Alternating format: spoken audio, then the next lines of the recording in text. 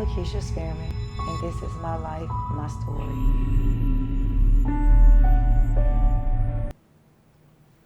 All right. New episode of My Life, My Story. How you doing, Lakisha? Doing good. Okay, thank you for coming in and telling your story, man, and I appreciate you doing this for me. And let's get into it. I want to talk about your early childhood, how you started off. Where did you grow up at? Rocky Mount, North Carolina. Okay, and what was it like growing up for you in your early stages of your life? It was fun and it was different, because I consider myself the black sheep. Okay, I was raised in a single parent household with 5 kids, and okay, it was just my mom and her kids, and I was the middle child. okay, I was born in Tarboro, North Carolina, okay. but my mom ended up moving to Rocky Mount, North Carolina, and that's where I was raised up at. Okay. Now, for you, trauma started kind of early for you. Yes, Around age 5. yes. Okay, what happened around that age? At 5, like I said, I grew up in a single parent home, and my mom, she always worked. And so at a time, she had reached out to her sister down in Mississippi, and she asked if we can come and spend the summer with her. So we did. Me and my oldest sister, my Aunt Rose, took us down. We got on the bus, the Greyhound bus, and rode, I don't know how many hours to Mississippi. Yeah, that's a long ride. And we were supposed to be there for the summer, but I ended up going to school there.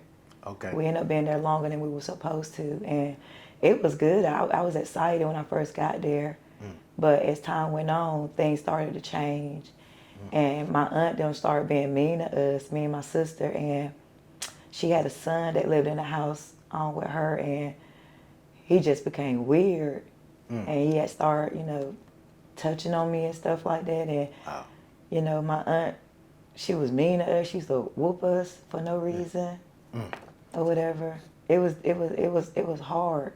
Yeah, and that's at age 5, and you don't really understand a lot of things going on. Right. When you say it was your cousin, when he was touching you and stuff, did you tell your aunt or did you tell anyone?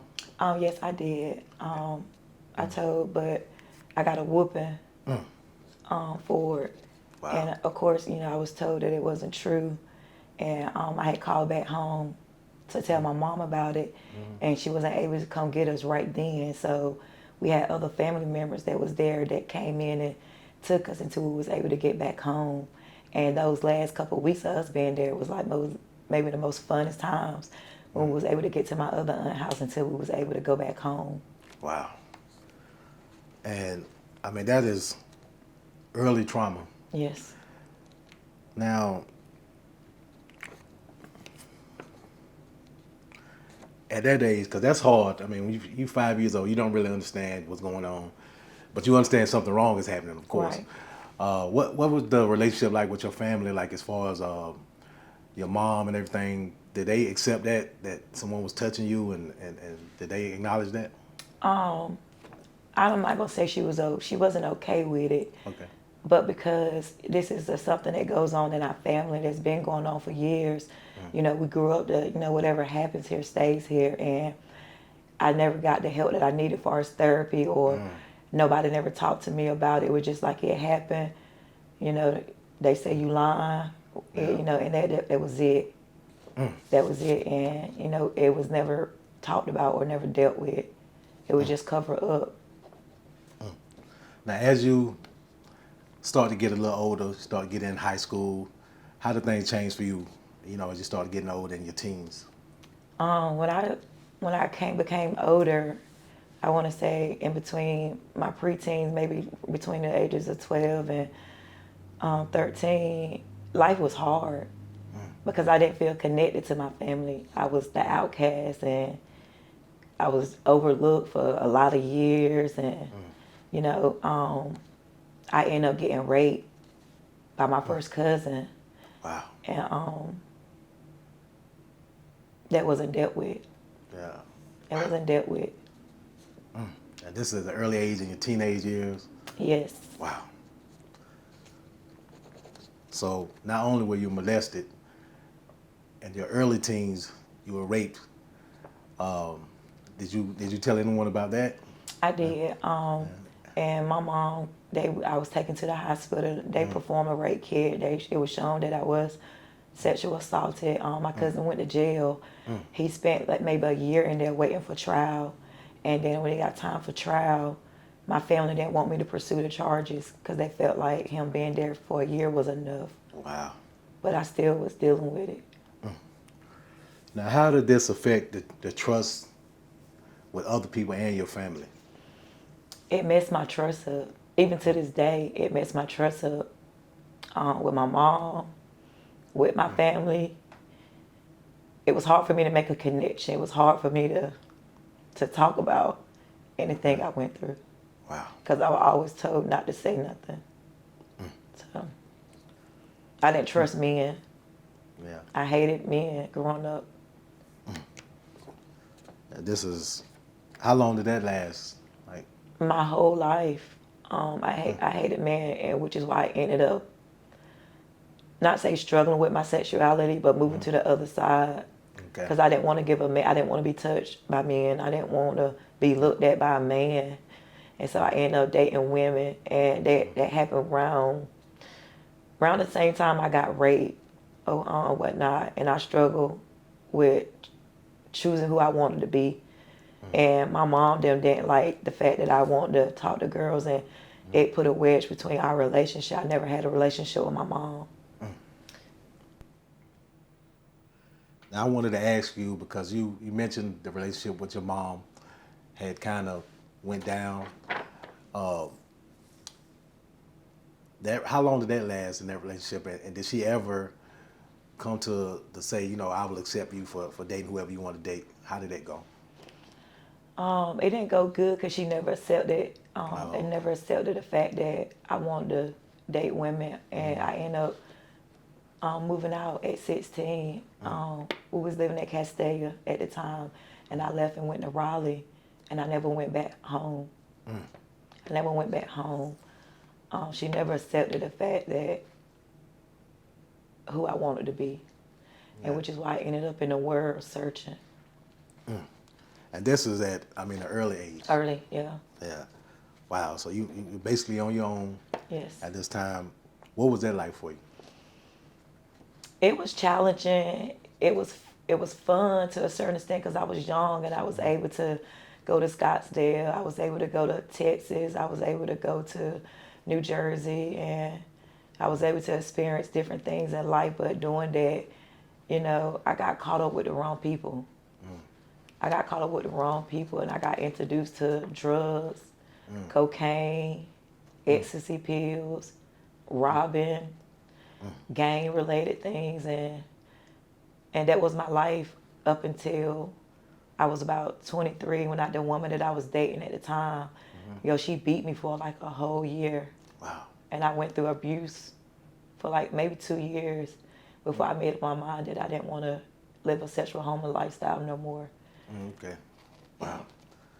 And at this time, okay, so you're growing up now, you're kind of in your 20s. Yes. I say. And you say you was in a domestic violence relationship. Yes. With your spouse at the time. And did you start dating men again after that, or? Not right off. I ended up moving back to North Carolina. Okay. And I ended up meeting my son dad, and I talked to him for a while before me and him just, did anything. And okay. I ended up getting pregnant at 24. Oh, okay. So would you say, when you moved back to North Carolina, would you say things had started to look up for you a little bit? Not necessarily, because I was still lonely. I was still out here in the world searching. I was still by myself. I wasn't around my family. I really didn't go around my mom them like that because I was so angry. I used to fuss at her all the time and tell her how much I hated her. Wow. So. And you think that was because you never got therapy, or you didn't feel that they kind of had your back at the time that you needed them? I just felt overlooked. I felt like my mom didn't love me. I felt like nobody cared. I never got celebrated, never had a birthday. I can never tell you about a birthday party growing up because I never had one. Wow. it would be sometimes, some birthdays my mom forget it was my birthday. And, you know, it was just different. But I know she loved me because she loved all of us because she worked so hard to take care of us. I always seen her work. It was our life. Wow. My older sister took care of us. And mom worked. So where at this time, where was your dad at this time? My dad, he was everywhere. He was out making babies. My dad was a drug addict or whatever. He was addicted to a lot of different drugs. I seen him do a lot of different drugs. Wow. So you really just had your mom and your siblings. Yeah. And how was your relationship with your siblings? Let me ask that. Just like any other regular siblings. You know, we brothers and sisters, we in the house together. We used to fight all the time. I was the black monkey. Yeah. I was you black monkey, and I got picked on a lot. Okay.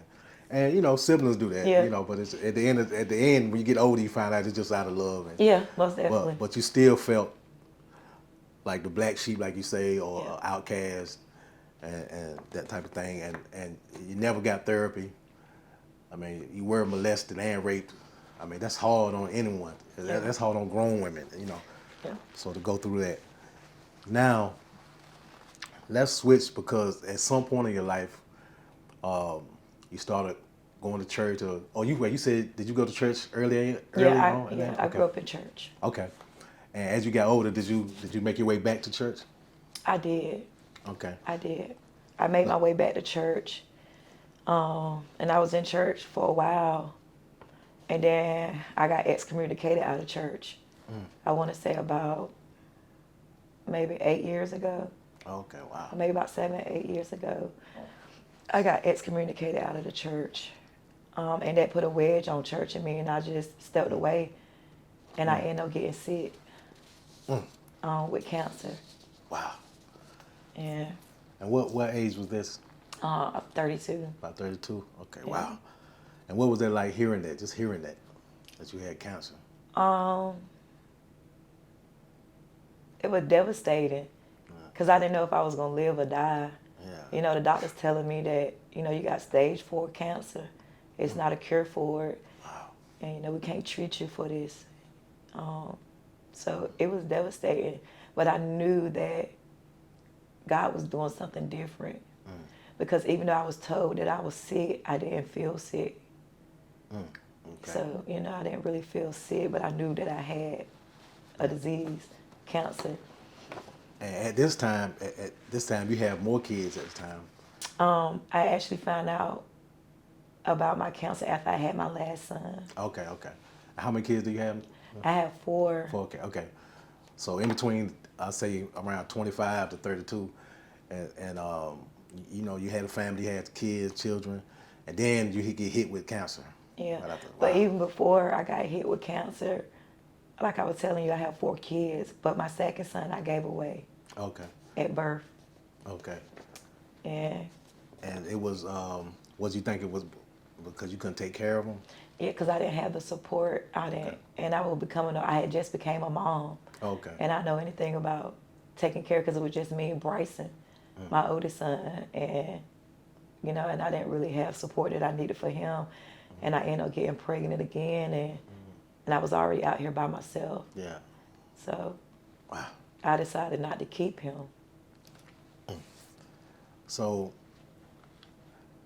when the doctors told you had cancer, and they told you basically stage 4, what was your thought process after that? Like they try to get back into church or No, my mind kind of went blank, and that was at a time that I just got kicked out of church. Wow. That I just got kicked out of church. So during that time of me being sick, I wasn't in church. My mom had took me in. That's where my relationship started with my mom. Okay. When she took me in and my kids, and she helped me while I was sick. She took care of me, and she loved on me. And that's why I knew then that my mom really did love me. Yeah. You know, and I had to understand that my mom experienced childhood trauma, and she didn't have help. And she had to grow up and figure things out. And she, you know, she was learning So I asked God to forgive me for the things that I felt and even said about my mom, because I didn't understand what she had went through Exactly. growing up, and that it was an experience for her, and she was learning when she was having her kids. Wow. But she didn't give up on us. She kept all 5 of us, Yeah. and she worked to this day. All she do is work. And I don't think a lot of people realize that uh, our parents and everything, they had trauma too that they probably didn't get resolved, and you know, sometimes it's passed on to your children, or Yeah. you know, to us. And so that's good that you got a chance to talk to her and heal that relationship. What is your relationship like right now? Oh, can't nobody play with my mama right now. I know that's right. I always loved my mom, but it's better now because my mom can call me for anything, and I'm gonna show up. I might not want to do it because some days it is something to remind me of. You went through a lot with her, Yeah. but regardless, I love her, and I love the space that we are in. I love going to her house, sitting with her. I love talking to her on the phone. She just called me a while ago, Okay. and I just love how we are in a better space. I love the relationship that I have with my mom now. Oh, that's great. That's great. Now, what role do you think faith played in your healing and yeah, emotionally and just spiritually, you know, as far as you going through everything that you went through and doing what you do now? Faith played a big role, and I tell people all the time I got crazy faith. I always grew up in church, but it was hard for me to learn the Bible. It was hard for me to understand it. It was hard for me to read it. And so I told God, I said, God, I'm a visual person, and I need to see you in a different light, and I need you to show me who you are, because it's hard for me to understand your word. And God started demonstrating himself through faith. And I tell people I got crazy faith, because I never was able to depend on people. Even to this day, I struggle and I have to struggle, but I depend on God. And I tell people I got crazy faith. I know God can do anything. So let's move to where you are now. And as we spoke before, you're doing what they call street ministry. Street. What made you want to do that, and who do you speak to when you're doing street ministry? Street ministry, my street ministry, raw street ministry, came about when I got sick, and I got to experience God for real and get to know who He was and build my personal relationship. So, and I asked God, like, God, how can I? Because you can tell people anything, but Yeah. if people don't see it, they ain't gonna believe it. And so I said, I'm gonna start this street ministry. I'm gonna get out in the streets, and I'm gonna love on people. And the people I talk to are people that's homeless, people that don't look like me, people that don't smell like me, and those are people that I love on. And which is why I go in the woods, I go on the bridges, I go in crack houses, I show up in places that you ain't gonna find a church in. Yeah. And I love on them, and I'll be able to bring them back, because now God sent me back to church. I've been back in church about 4 or 5 months now, and I have matured so much in ministry that when I go into church now, I don't look at people. I don't worry about what nobody look like or what they doing, because at the end of the day, we all have to stand before God on our own. Yes. And we can't judge people because we never know what nobody going through. Exactly. We make it look good, but at the end of the day, people are hurting. People are depressed. People are bound, and they don't know how to come out of it. So I have to go out, and I have to love on them, and I have to come down to their level. So when I think about my life and everything I've been through, it wasn't about me. It wasn't about me. It was about where God have me now, today. And that's why I can relate to so many people on so many different levels, and it doesn't matter what you look like. So you think that your past experiences help you connect with the people Yes, now? most definitely. Great. Now let me ask you this: when let's say you run across a young woman, she may be 15, and she maybe went through some things that you went through, what would you say to her? I first tell her, like, baby, it's going to be okay. It's going to be okay because you're looking at somebody that overcame the enemy, that overcame a lot of things in life.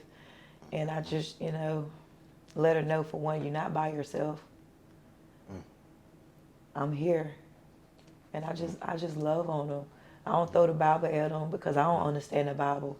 But, I just let them know, like, all the things that I'd have been through and what I'd have overcame. And, even when I didn't see hope and I didn't see God, I still pressed through my pain.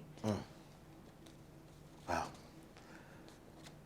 Now, looking back on your life,